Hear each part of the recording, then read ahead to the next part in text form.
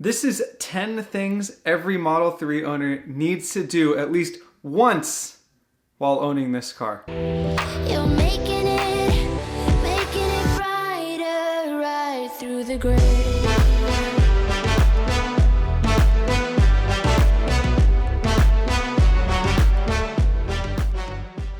Hey you guys, it's Taylor. This is EV Electric.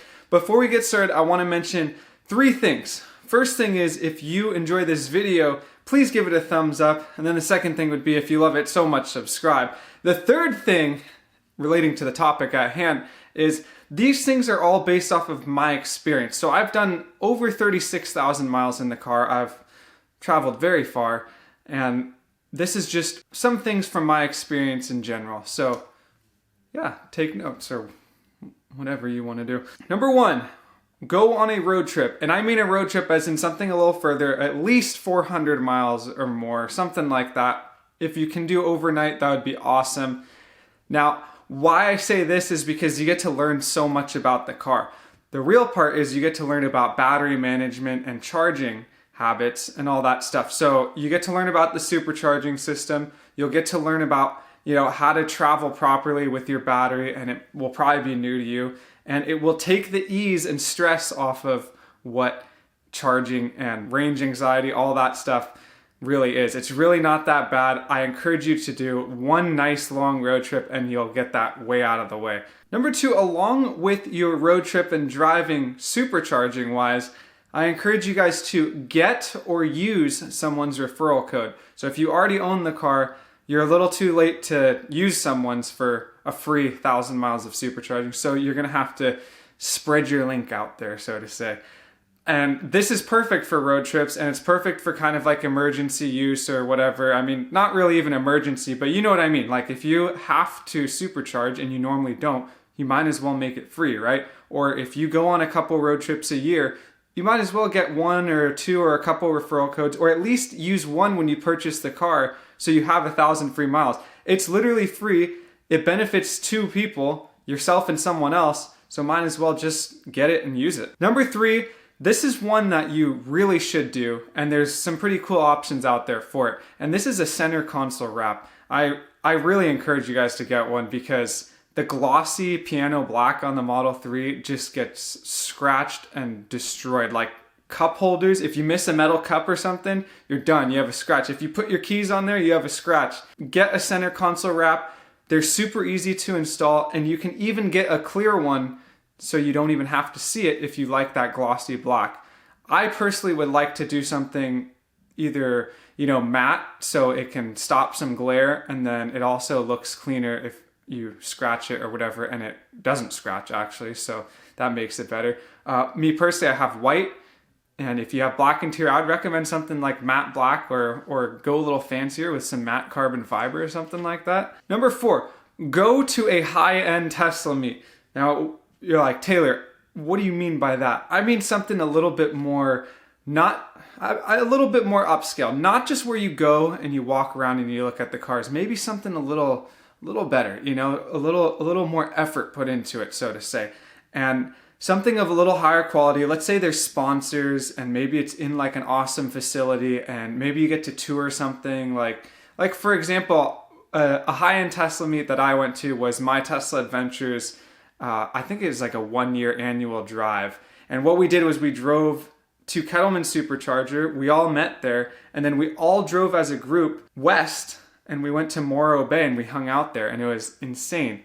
That is a high-end Tesla meet. That is really fun, and most of these you don't even have to pay for, so just keep that in mind. But try and find one, or I guess make one if you don't have one in your area.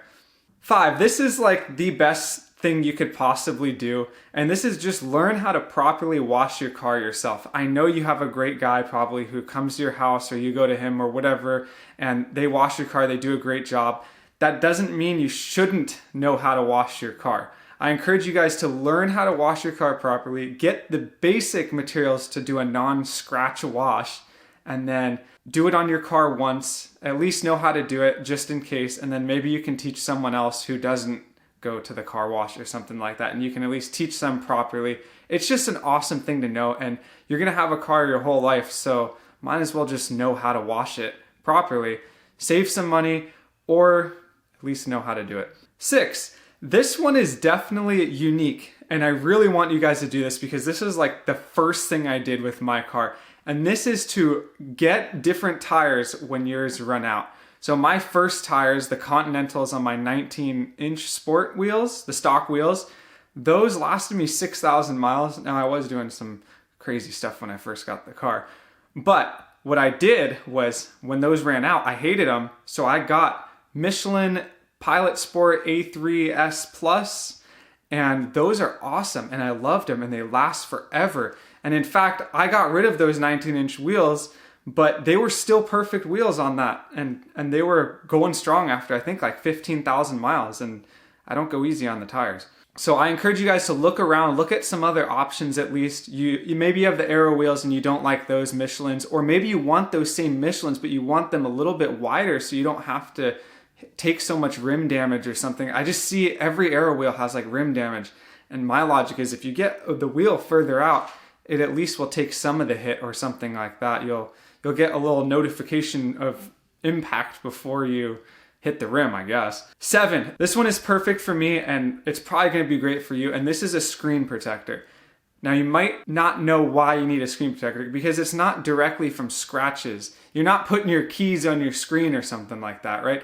What happens to me all the time is my phone is the thing that bangs up the screen. And in fact, my screen protector shattered because I was grabbing my phone, quickly putting it to the charger right below the screen, and I nicked the screen and it cracked my screen protector.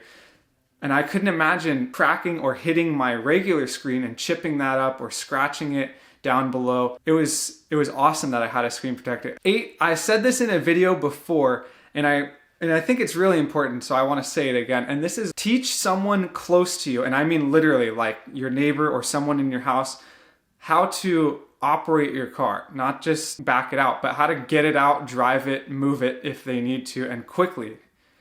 In case of an emergency or something like that, and you need to get your car out of the garage or out of the driveway, you can open up the app if you're not home. You can open the garage through the app. You can start the car while you're on the phone with this person. They'll know how to back out the car or get it out of the area, which is really important because it can't just be you guys operating this car that is actually kind of has a difficult barrier to entry to operate. It's another thing that all you have to do is teach the person the general idea of it, and then you have that security this whole time. If you're not home, maybe they will be and you'll be safe. Now, number 1 was go on a road trip, a long road trip. This one is utilize your car, the love of electric vehicles and your battery, and you don't have to pay for gas, and go on short drives locally. I always go straight to the beach and I drive up the coast, and it's like a 50-mile drive, and it doesn't cost really anything. You're at low speed, you're not burning rubber, no gas, you're not really using your brakes.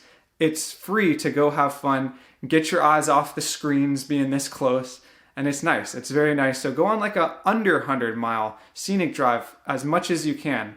I really recommend it. It clears the mind. Roll down the windows. Maybe not now, but roll down the windows in the future and enjoy yourself. 10. This one is the hardest one for new owners, but you will have the best time when you get over this. And this is stop carrying and babying your car so much. Now, obviously there's an extent to this, but myself included, I went very overboard when I first got the car, and anything that happened to the car, I was so like OCD and crazy about it.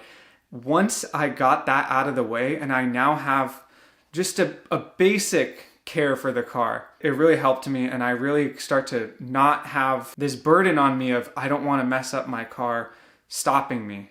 I don't want to be stopped by those words. And ever since I let that go, my car's gotten a little dirtier, but it has been through so much more fun. I've had so much more fun, and you get in the habit of not caring so much, and you can really enjoy the car a little bit more by being a little less crazy about it. I know it's hard. And I don't mean just throw it on the ground and don't care about it. Care about it, but just care a little less and enjoy it if you're crazy like how I was about it. All right, you guys, thank you so much for watching. I hope you found these things useful. Go out and try these things. There's 10 of them. It's easy. Come on, get out there and go and do it. Thank you guys. I'll see you in the next video.